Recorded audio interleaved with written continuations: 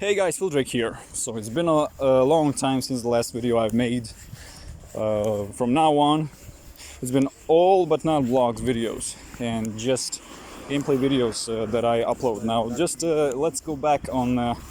Let's get back on track actually with the topic that I wanted to talk about. It is about a PS5. Remember that video from August? No, it's no August.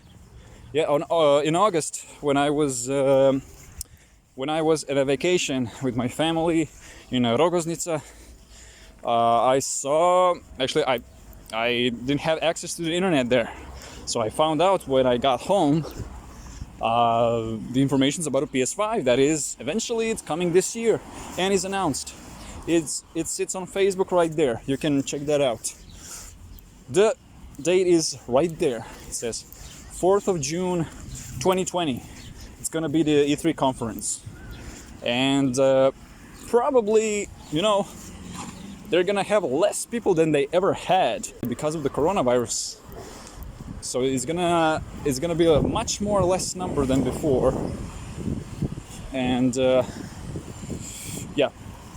So what you can expect? You're probably asking what we can expect from this. Well, you can expect many things. Basically, it's gonna be, well, I'm in silhouette. Wow, that's fucked up. So you can expect actually double memory units than before. It's gonna be around 16 gigs GDDR5, including 8 gigs GDDR, 16 gigs GDDR6, basically. And 8 gigs GDDR5 was on the PS4. Now that's a big step up. But what we can expect? 8K. So 8K content, okay, that is fine. 30 frames per second, 60 frames per second, 4K, and 120 frames per second. Now think about it. PS4 Slim already runs these games on 1080p, and developers are not limited anymore. Now they said, Mark Cherny said by himself. That's what I just said. So in Metro Exodus, I also quoted this guy, this main person who runs, I think, PlayStation, who developed and who made the design for the PS4, if I'm sure. So he said like this: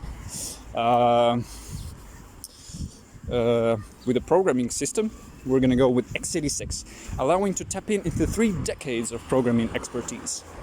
For the graphics processor, is gonna include a highly enhanced PC GPU. Something is gonna be easy to develop in the early life cycle of the console, but also GPU with further potential. Now, those are some of the words. Now, these are just the words, but can you see? So I'm pretty sure. I'm spitting all the way. So I'm pretty sure that it's gonna. I think it's gonna last at least 2 decades more. So if we talk about PS4 Slim, 2 decades more, because they said in the conference. So allowing us to tap in over 3 decades. Now, what that means? That means 30 years from now on.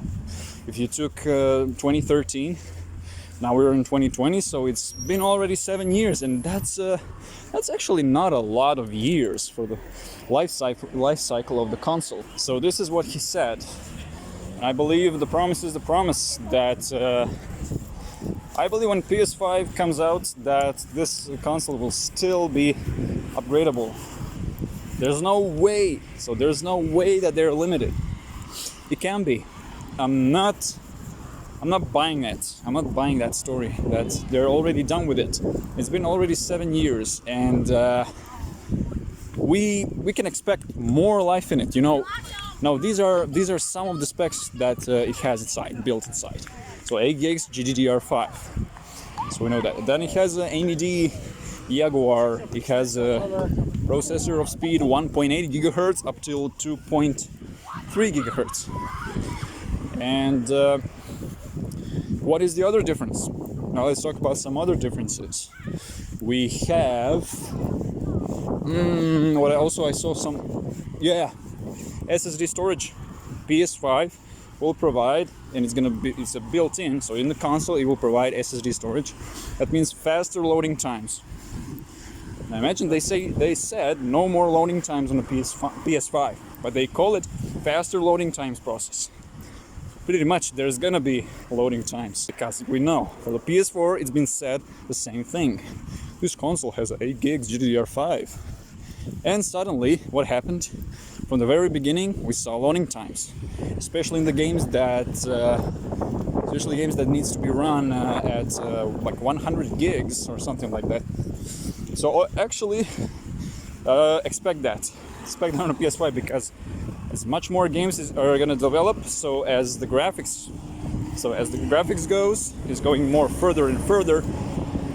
Expect loading times at some point, maybe not now, but you will see. For 4 or 5 years, you will be able to see a huge difference between now, this year 2020, when the first game comes out on PS5, and for 5 years. Why is that? Eventually they're going to become limited, and that is the huge problem. Now they're going to be, if I'm a developer or designer of it, I would make a much bigger step than that.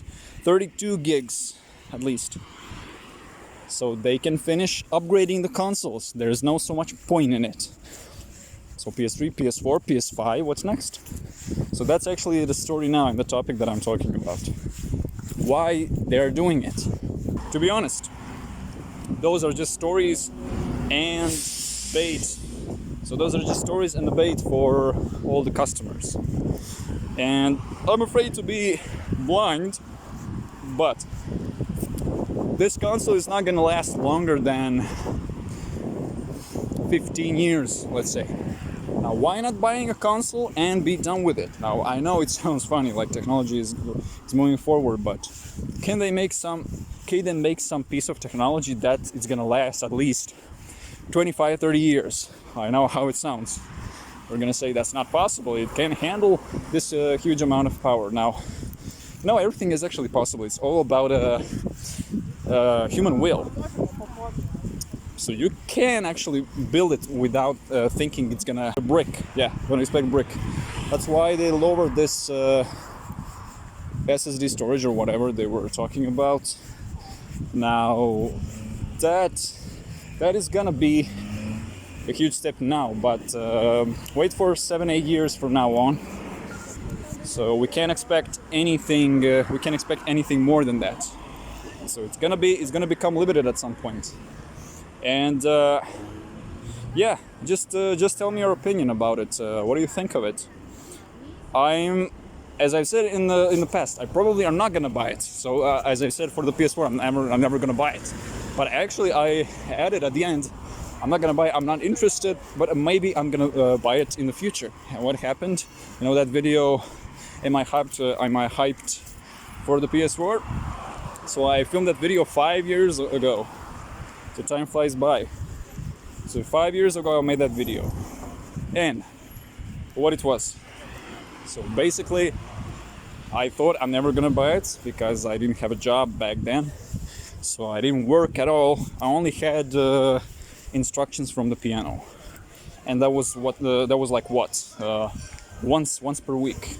So maybe once per week, and it wasn't even every day. So that was my main profit that I was getting. Teaching English online, it's really going to help me also for expressing myself better, for you guys, for myself, for everyone, basically, to just spread this group of people who are watching me and watching you. You're also watched. Now, probably I'm gonna say it, of course, I'm gonna say it first. I'm never gonna buy it. Now, what that means actually, you saw the last time when I made that video, what I've said. I'm never gonna buy the PS4. Now, I think a friend of mine is interested about it. Now, he's passing all this cycle of generations, so basically 8th gen. He passes all 8th gen. He's not so interested about it. And he's gonna buy it eventually. That's what he said. Yeah, and I believe, from my point of view, they have a horsepower now. Basically, what they need to do is to do performance capture on all football players. So EA Sports. This goes right through EA Sports as a message. EA Sports. If you're planning to show real next gen, next time, on the PS5, what you guys need to do. So you've already done so much on the PS4, but what needs to be done on the PS5 is this. So, film all professional footballers, do a performance capture, basically. Some cranes in the air, drones, and film them, so in the game engine of FIFA 2021. I would like to see the real movements, so not a fake movements like, okay, this is one animation for running, this is one animation for dribbling. No. Actually, these emotions. Looking around, defensive position, of course. Defensive position. What I would like to see is them looking around and having their awareness on top of it.